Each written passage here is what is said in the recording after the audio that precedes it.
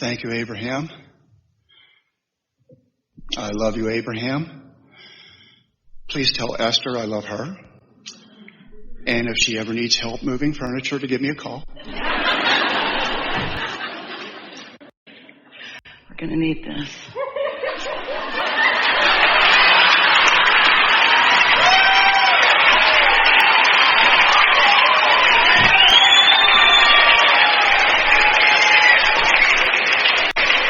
I was serious, you know.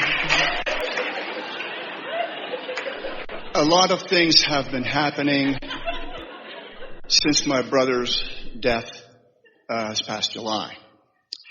Like, my life is in review. I've been thinking things over. And I've been running into a lot of people from my childhood on. A lot. I'm not sure why. Because thoughts of your childhood have been activated by the experience of your brother making his transition.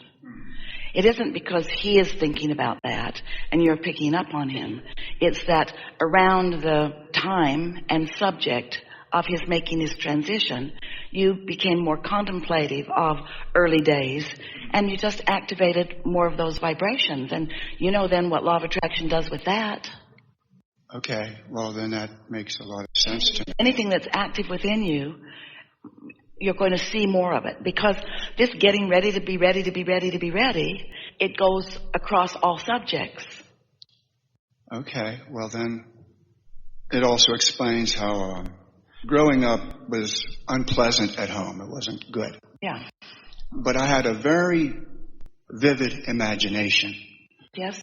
And if I would see romantic scenes on television, I thought, well, that's love.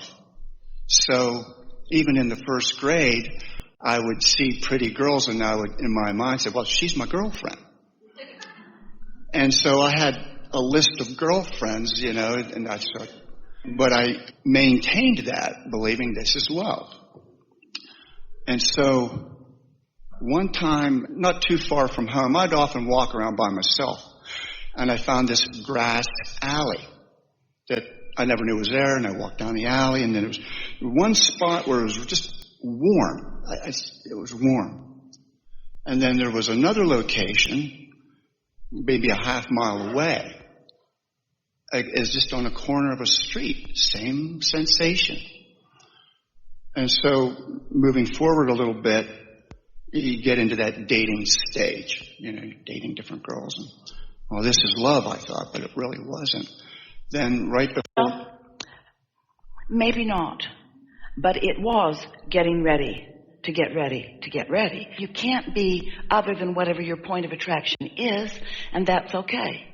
So whatever your point of attraction is then gives you the experience that causes more launching of rockets of desires, and therefore more definition between what your inner being knows you really want and where you are. It's all good. Well, I had no idea of the law of attraction or the rockets of desire. I just would... You don't need to know about gravity not to fall up either. Experience gives you a lot of information, doesn't it? I'm realizing that now. You know, I didn't see how these things were falling into place until that one time I'm walking down towards that corner I'd mentioned. And walking around the corner was the sweetest, prettiest, cutest little kitten girl. I just, you know, it was love at first sight. I knew the girl she was walking with. I get a phone call the next day. Said, this girl likes you. And I'm thinking, wow, you know, I'm really, you know, happy and all that. And so we started dating. And I remember the first time I kissed this girl, I was like, wow, my knees buckle and I'm in love and all that. And it was wonderful. But I couldn't date her for long because of, again, problems at home. I really couldn't take her to, like, social events, and there was, like, formal dances. I couldn't do it.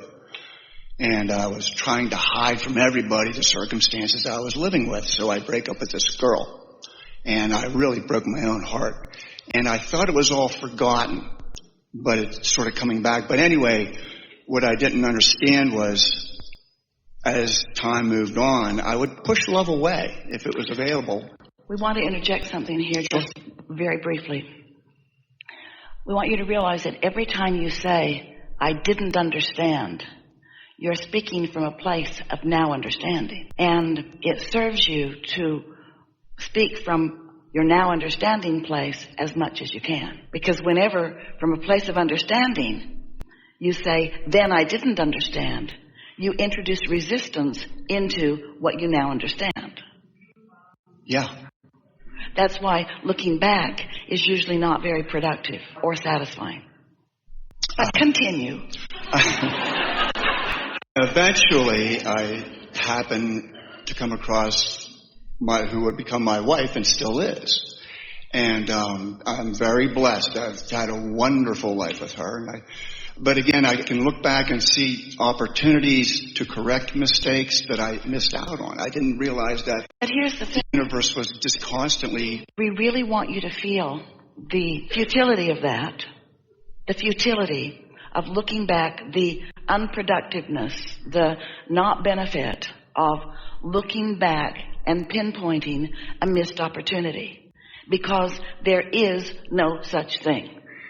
Because you're offering a vibration, and that's what you're ready for. And so your work constantly is to feel satisfaction in what you are receiving, because that's what you're ready for. At the same time, sending off rockets of desire for more. It goes exactly like this. So here you stand, life's coming to you, you're acknowledging life as it comes, and from it you are discerning what you do want and what you don't want, what you don't want and what you do want, and launching these rockets even at less than really aware consciousness. In other words, you aren't often even saying the words, but an experience of knowing what you don't want, there is a natural knowing of what you do want. And so you launch that rocket and it becomes a part of your vibrational reality, where it is tended to is not quite the right word, because we don't want you to feel that you're being protected, but your inner being is embracing and becoming and constantly aware of all of the components that you've been asking for. Now, you're never a vibrational match to what you want when it has been born out of your awareness of what you don't want. Because what you don't want is your dominant vibration. But in time, those feelings of warm corners can call you toward more of what you want. In other words, as you feel an impulse that feels good to you and you follow it, then you often become a vibrational match to what you do want, without even consciously really being aware that you've accomplished that. And in doing so, you move to a different vibrational stance, where now your point of attraction has shifted enough that you now let in more of what you do want. And so you have a manifestation, because you got ready to be ready to be ready to be ready, and then now it manifests.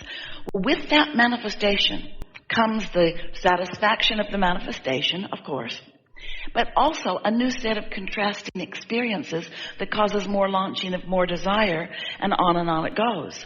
So you're not ready for it, and then you are, and then you get it, and then you ask for more, which you're not ready for, but then you get ready for it, and then it manifests. This is just the eternal process, the never-ending process of becoming. It's just the way you knew it would be. Well, again, I agree with you. Yes? But I couldn't help but feeling this draw to, like I had to look backwards.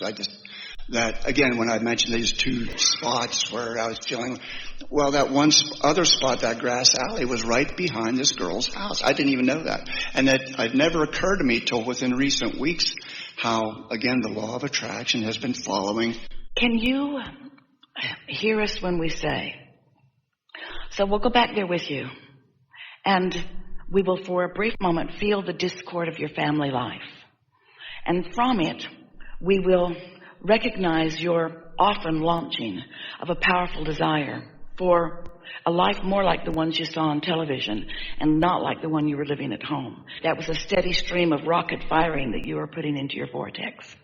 And then there comes a person who, in her alignment and in her awareness of you and in her sensitivity to a pure heart and a sweet being, she found appreciation for you, genuine appreciation for you. And can you feel that at that stage of your life and at that experience of your asking. That's what you were asking for. You were not asking at that point in your life for the long-term, happily ever after. This is a person that I will walk with forevermore. That's not what you were asking for. That's not what you were ready for. And that's not what happened. But what you were ready for was someone to see you from a perspective of source. What you were ready for is someone to flow some genuine appreciation towards you. What you were ready for was to recognize that you are lovable and that you are worthy and that you are valuable, that you are valued. That is what you were ready for, and that is what you received. And there was no missed opportunity. There was no lost love. There was nothing that you missed out on. It was perfect as it was. Yeah. Thank you. I did need some clarity on that. And so the impulse that you were feeling, and we really are appreciating and enjoying your vivid memory of how those spots felt. Those spots where someone who was appreciating you spent a good deal of time. And, you know, when we're talking about, we never cease to talk about it these days, of being in the receiving mode and feeling an impulse. That impulse for you at those times was translated into that feeling of, I just want to go there. It was a feeling of satisfaction. You described it as warm. We want to be more general and call it, it was a satisfying feeling. And these are clues, isn't quite the right word, but messages that your inner being is sending you constantly. How are you going to know what path to follow? Your inner being is calling you and projecting to you continual messages and information about what would feel good to you and what would feel good to you and what would feel good to you and what would feel good to you and what would feel good to you. And the thing that is really interesting is that even all these years later, those moments of being in the receiving mode and actually translating that message into an impulse, ooh, this feels good here, still feels to you like such a rare thing that it stands out vividly in your mind. And we want for all of you, for those feelings to not be rare, but to just be common. Excuse me, I gotta go follow my warm feeling. I'll talk to you later. I'd really like to stay and visit, but my warm feeling's going this way. See you later. Oh, this job looks like a really good job, and oh, it pays so much, but the warm feeling is over here. We're not kidding. The whole message that we are offering is that you are an extension of source energy of an inner being, and that inner being knows who you are and is the furthest evolution of who you are and is constantly calling you home.